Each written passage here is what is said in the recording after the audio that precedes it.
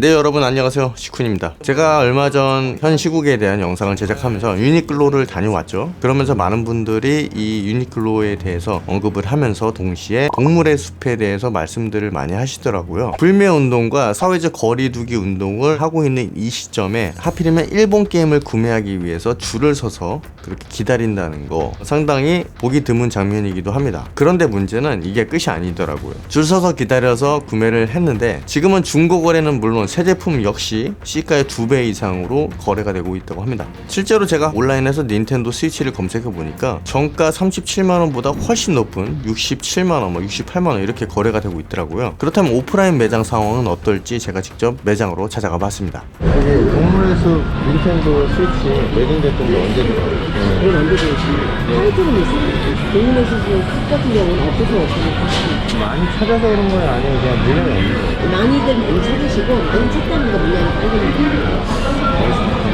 매장 직원의 말에 따르면 공급이 수요를 따라가지 못해서 물량이 부족하다. 물량이 언제 들어올지 모르겠다. 그래서 기사를 검색해 보니까 중국 공장에 이 메로나 때문에 생산에 차질이 생겨서 공급에 어려움을 겪고 있다라고 언급을 했는데요. 하지만 뭔가 정보가 확실히 와닿지 않아서 제가 직접 한국 닌텐도에 문의를 하기 위해서 전화 연결을 시도했습니다. 죄송합니다. 잠시 후에 다시 걸어주시기 바랍니다. 잠시 후에 다시 걸어주시기 바랍니다. 네, 그런데 전화 연결이 쉽지가 않더군요. 그래서 메일로 직접 문의를 해봤는데요. 그 결과 메일을 보낸 지가 5일이 지났는데 답장은 오지 않더군요. 그래서 실제로 판매하고 있는 판매자 측에 문의를 해봤습니다. 여보세요? 재고 있는 건가요? 예, 이거 가격이 지금 이 가격인 거죠? 예. 왜 이렇게 비싸요? 단가가 저도 비싸게 받으니까 그리고 그게 네. 뭐 중고나라 대파리처럼 그냥 네. 현금 받고 파는 게 아니잖아요. 저는 세금도 내야 하고요, 그쵸. 수수료 내야 하고요. 그 플러스 될 수밖에 없어요. 현금으로 저는 직거래로 거의 50만 가까이 주고 사오는 거라서 저도요. 알겠습니다. 네. 물건을 비싸게 받아오기 때문에 본인들도 싸게 팔 수가 없다라고 대답을 했는데요. 뭔가 정보가 확실하게 공개가 되지 않고 있어서 현 상황을 정확히 아시는 분이라든가 뭐 그쪽에서 종사하시는 분이 있다면 제보 부탁드리겠습니다. 어쨌든 이렇게 구하기 힘들어서인지 닌텐도 스위치와 동물의 숲을 구했다는 사실을 굉장히 많은 사람들이 SNS를 통해서 자랑하고 있었으며 이를 많은 사람들이 부러워하고 있었습니다. 마치 옛날에 허니버터칩을 구했다는 인증샷을 뭐 SNS에 올리면서 자랑했던 것처럼 말이죠. 이렇게 인기가 많아서일까요? 이를 반증하듯 동물의 숲 피싱도 생겨나고 있더군요.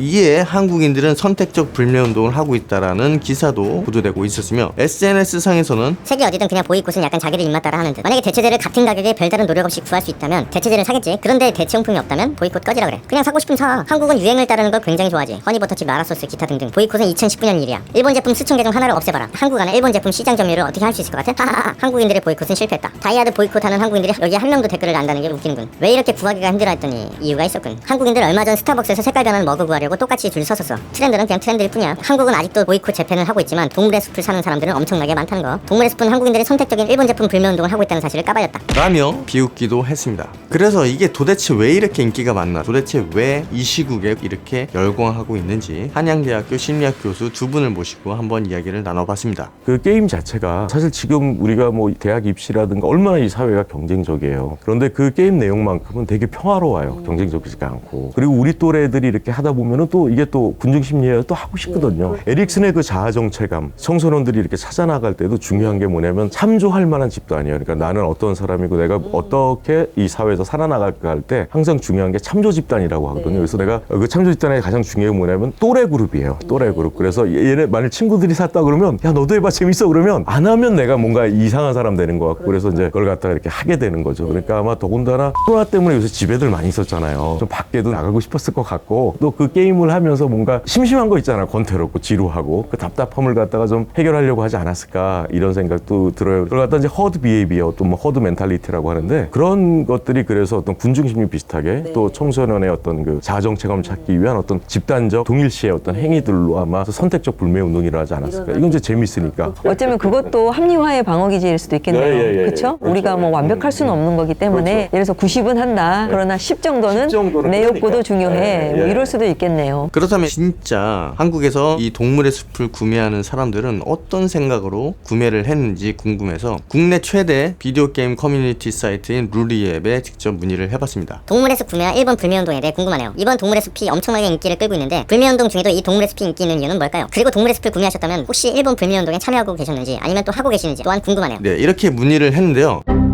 뭐죠?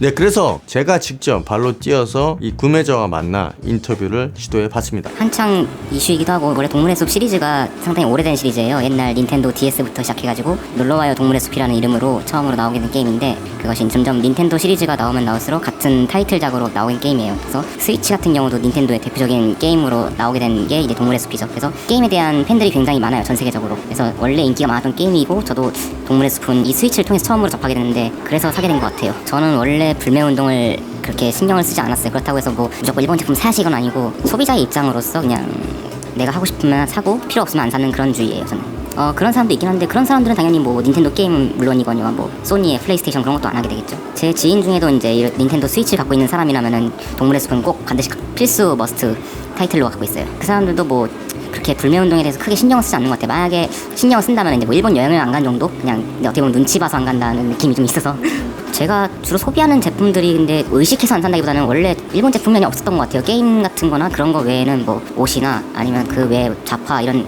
여행 이런 거에는 제가 일본 제품을 의식하지 않고도 그냥 원래 잘 안 샀던 것 같아요. 유니클로도 저는 그런 옷은 잘 안 산 것 같아요. 그러니까 국내산이라도 그런 이렇게 저가형 옷들은 잘 안 사는 것 같아요.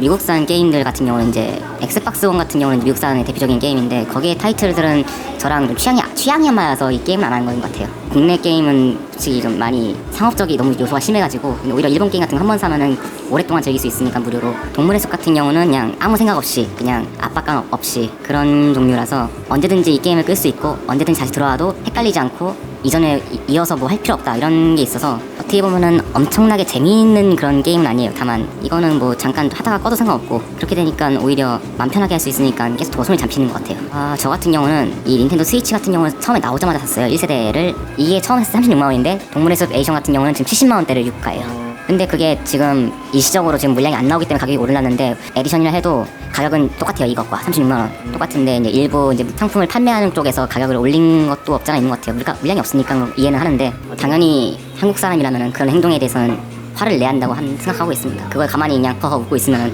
그것이 진짜 그쪽이 말하는 그런 냄비 근성이 아닐까 싶기도 해요. 그러니까 당연히 화를 내야죠. 그렇게 자기 우리 욕하는데. 어떻게 보면은 우리 국민들이 가장 할 수 있는 가장 어떻게 좋은 방법은 그 우리를 욕한 그 회사의 제품을 사지 않는 것만이 우리가 할 수 있는 유일한 방법이라 생각해요. 회사의 사이트에 가서 뭐 의견을 제시한다 댓글로 게시글로 쓴다든지 해야 되는데 뭐 일본어가 가능한 사람이라면 그게 가능하지만 그렇지 않은 사람은 그런 회사의 잘못된 행동을 그냥 무시하고 계속 그 제품을 사지 않는 것이 우리가 할 수 있는 방법이 아닐까 싶어요. 근데 그 회사의 제품만 불매를 하는 건지 아니면 일본 자체가 정치인이 우리에게 욕하는 것인지를 좀 구분을 해봐야 될 것 같아요. 뭐 닌텐도 같은 경우는 이제 어떻게 보면 그 말한 사람들의 증거가 될 수도 있긴 한데 저처럼 원래 그냥 일본 제품 그런 거 불매 신경 안 쓰고 살던 사람이 닌텐도 하면은 뭐 그럴 수도 있지 생각하는데 그렇게 불매운동 하겠다 난 절대 일본 제품 쓰지 않겠다 해놓고 뭐 닌텐도로 하는 사람들을 보면은 그 사람들의 행동은 좀 언행일치가 안 되는 게 좀 있어서 아쉽기도 하죠.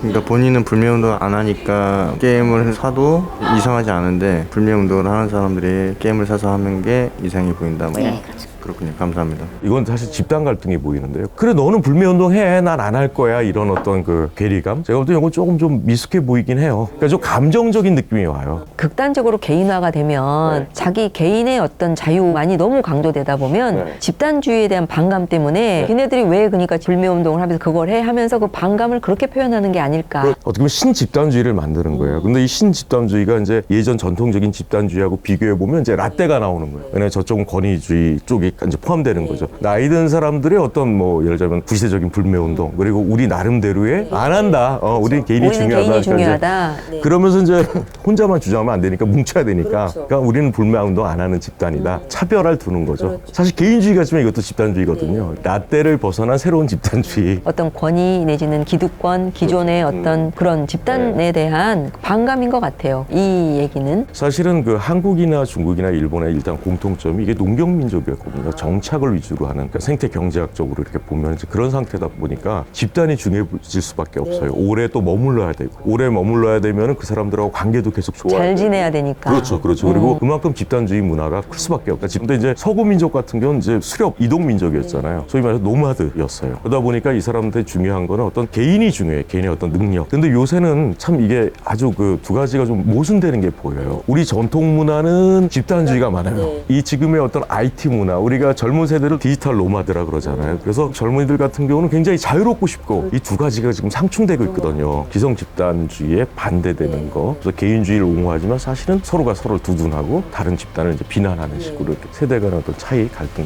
그러니까 불매운동은 어떻게 보면 기성 문화의 어떤 그런 거라고 이렇게 본다면은 지금 불매운동 너희는 하니까 우린 안 해 이런 것들이 어떤 개인주의적인 것들이 있죠. 물론 미숙한 면이 좀 있긴 있어요. 아직은. 물론 이것도 이제 발전하겠죠 나중에. 성숙한 게 아까 그런 것 같아요. 개인주의를 바탕으로 해서 좋은 의미의 허드 모여서 같이 뜻이 맞거나 하면 이제 가는 거죠. 어떻게 보면 불매운동은 원래 우리는 한국이니까 이렇게 해야 되는데 그게 아니라 내가 보니까 불매운동을 하고 싶어. 그래서 같이 불매운동에 참여하면 이건 굉장히 건강한 불매운동이겠죠. 그러니까. 그래서 진짜 따로 또 같이 하는 그렇죠. 그런 말처럼 집단이 뭔가 어떤 고착된 힘이 되는 게 아니라 그게 상황에 따라서 유연하게 이렇게 그렇죠. 따로 또 가치가 되면 훨씬 건강해지지 않을까?